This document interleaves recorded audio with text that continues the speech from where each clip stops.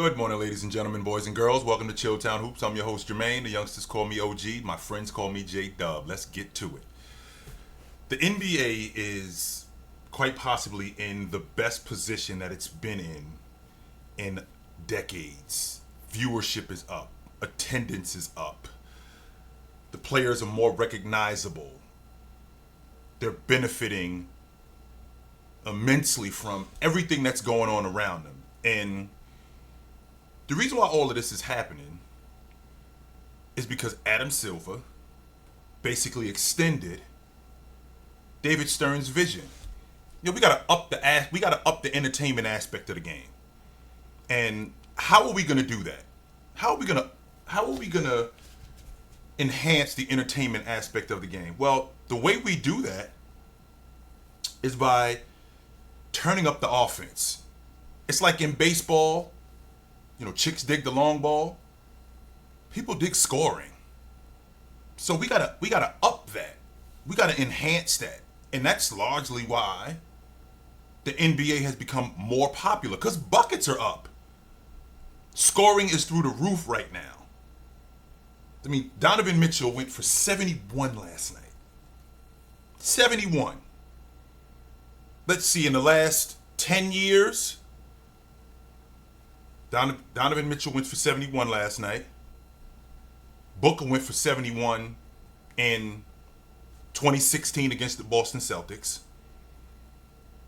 10 years before that, Bryant went for 81 in 2006. And then David Robinson went for 71 against the Clippers in 1994. So this doesn't happen a lot. When you have outbursts like that, other things, other performances, and other players seem to be forgotten. So, you know, what Donovan Mitchell did last night was fantastic. I said before the season started that I thought that Cleveland getting him solidifies them as a top 5 seed in the East. He's that wing scorer that they didn't have, that they now have, because I felt like they had everything else, and it was just a matter of them maturing. So Evan Mobley's got to get better. He seems like the same player that he was last season offensively. I don't see much different. I don't see a lot of difference in him today. Defensively, he's gotten better. He looks like he understands schemes a little bit better. He knows how to defend the pick and roll a little bit better. He's smarter in terms of fouling. Jared Allen has always been the rim protector that he is, and the rebounder that he is, right? If we could get Darius Garland to stay healthy and play more, I think that would enhance Cleveland. But I think that's also about being young and maturing. But Donovan Mitchell gives them that vet that they didn't have, right? He gives them that presence that enhances their confidence. And last night, he got it going, and he got going early. I mean, we talking about a dude, he had 40 at the end of the third. He scores 31 in the fourth and overtime. Combined, scores 31 points. Which goes back to my original statement about a lot of players get forgotten and left by the wayside. Like, we don't talk about the fact that DeMar DeRozan had 44 last night. We're not going to talk about that. And the reason why we're not going to talk about that is because what Donovan Mitchell did, and in the fashion that he did it in. So we have mishaps from the Chicago Bulls that just shouldn't happen, where, you know, I learned in high school, block out the shooter. When you're on the free throw line, block the shooter out. That's the first thing that is discussed. Block out the shooter. Nah. And then block the shooter out. We knew he was intentionally going to miss. So block out the shooter. Everybody else block your man out. Secure the rebound so we can get this game over with, so we can get away from this guy, who at that point, he had 58. Secure the rebound so we can get away from this guy and we can get the hell out of here. But no, they don't secure the rebound. In fact, not only do they not secure the rebound, he gets the rebound and scores it. They go into overtime, and he basically takes over the overtime with 13 points. And he was phenomenal. He was absolutely phenomenal. His ability to get to the basket when he was doubled, to attack the double team, even find open guys where he ended up finding Jared Allen for a dunk. I thought Chicago did a terrible job in getting the ball out of his hands, because once a guy like that gets going, it's really not much that you can do with him once he gets the basketball. So the only thing that you could really do is do your best to keep the ball away from him. And when he gets the ball, you got to jump him immediately. And the Bulls didn't do that. No, they didn't. They did not do that, and they suffered. They suffered because of it. But since we're on the subject of suffering, I think that performances like that, they have a tendency to mask other people's great performances. Like, again, DeMar DeRozan goes for 44 last night, the master of the mid-range. And he goes off. Gave them everything that he possibly could, and he got outlasted by 71. I watched a great Golden State game last night. Klay Thompson went for 54. Klay Thompson looked like he was getting the shots that he's normally getting, even in the past, only except he was converting on them. Cracked 10 threes. It was a great double overtime game. Great double overtime game for them. I think we had three guys go 40, 50, or 40. Luka went 39 last night, and he was right there on the doorstep. And those things don't get talked about, and the reason why they don't get talked about, again, is because of what Donovan Mitchell did. And I spoke about this because I'm thinking to myself, in 20 years, are we going to be talking about these guys the way they talk about the all-around player, where he almost is forgotten because the bucket getter is now the most important guy? Because again, last night, Donovan Mitchell goes for 71. The Los Angeles Lakers got a guy on their team that's 38 years old. He went 43 and 11. Yeah, Charlotte is probably the worst team in the league, even though they're young. They're one of the worst teams in the league. He went for 43 and 11 last night. James is averaging over 34, 35 a game in his last 11 games. Over 40 in his last 2 games. And we completely discount, I think, the all-around player. And I'm wondering if in 20 years, how we look at the all-around player, are we going to look at the scorer like that too, the bucket getter?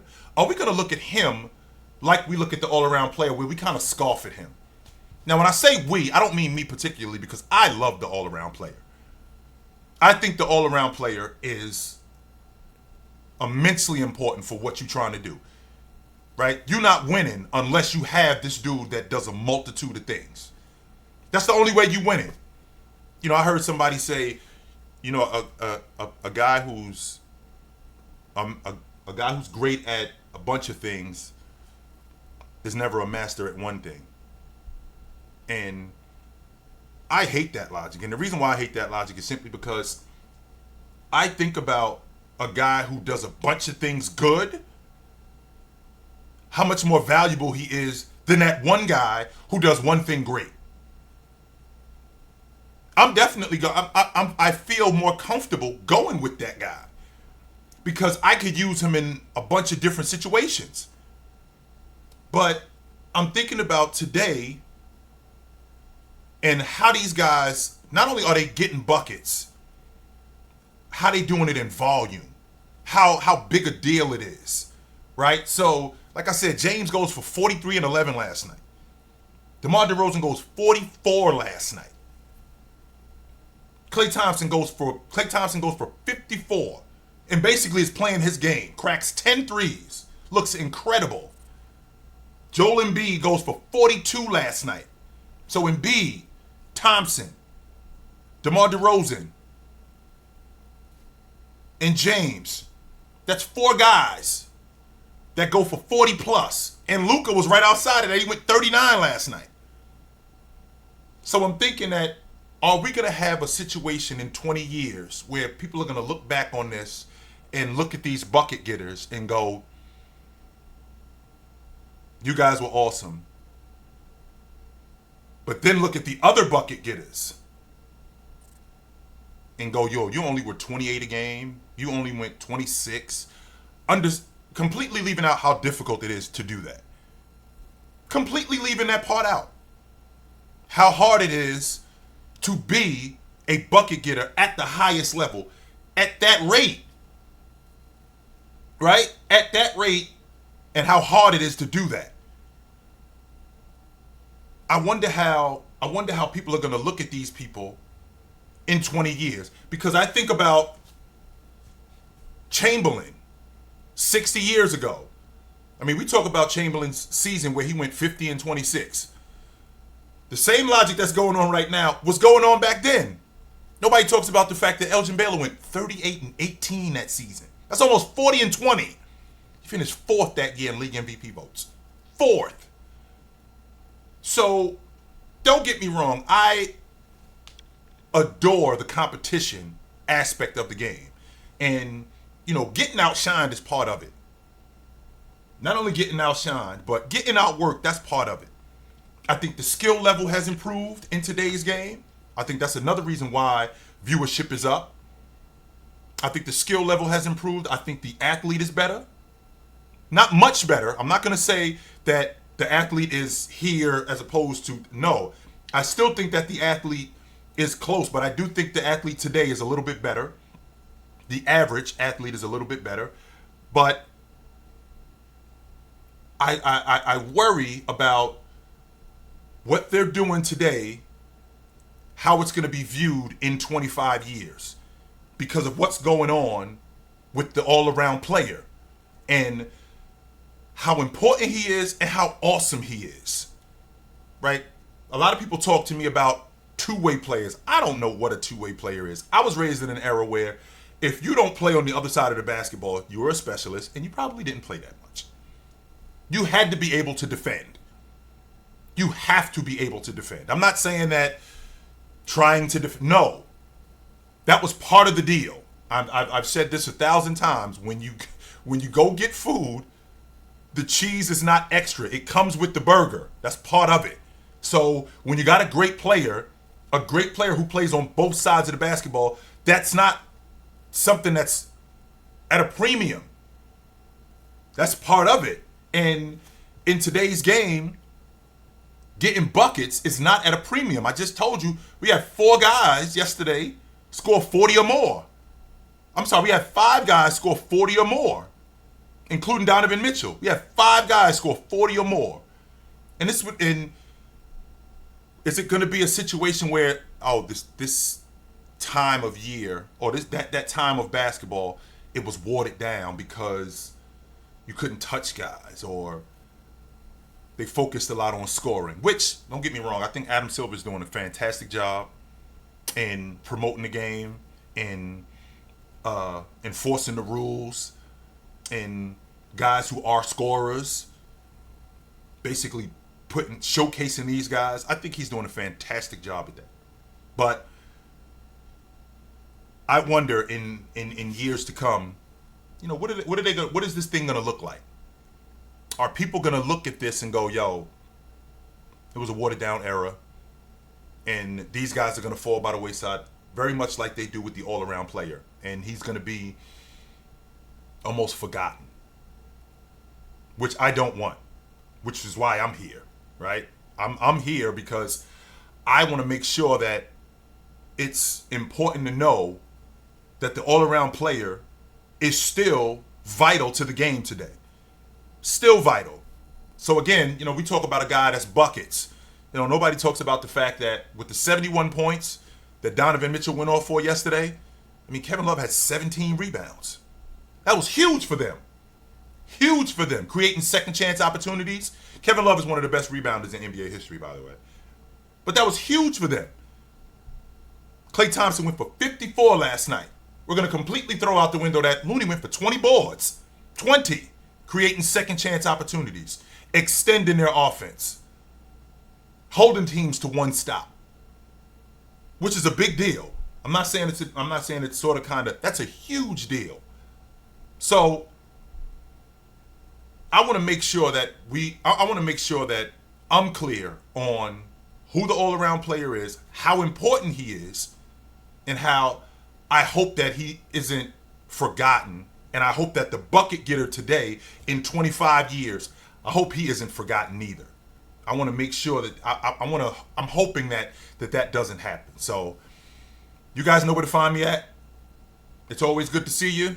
I'll be back really soon, but until then, take it light, but take it.